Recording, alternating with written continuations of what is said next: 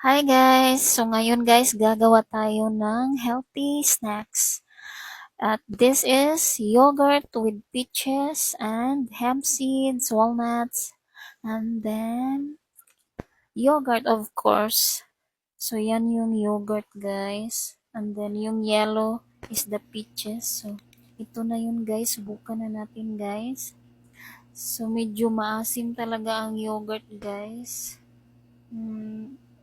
At saka masarap yung peaches. Kaso lang, nilagyan ko kasi ng mga walnuts, hemp seeds, and sunflower seeds.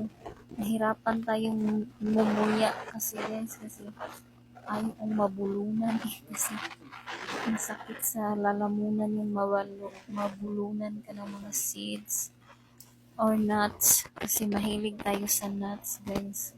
So, healthy itong snacks natin guys kasi nagutom ako guys almost 8 p.m. na.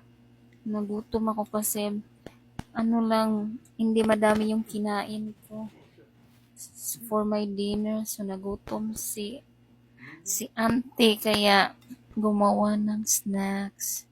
So, medyo nangasim-ngasim din ang mukha ko guys kasi maasim talaga ang yogurt. Pero masarap naman siya. Yan. Yan yung ang nilagay kong yogurt is 3 kutsara lang pala guys. Supposed to be 2, so tinatlo ko na lang. And then sa mga nakasubaybay sa akin dito sa TikTok guys, salamat sa inyo guys. Nagawa pa ako ng maraming snacks and I'm hoping na healthy snacks guys. See you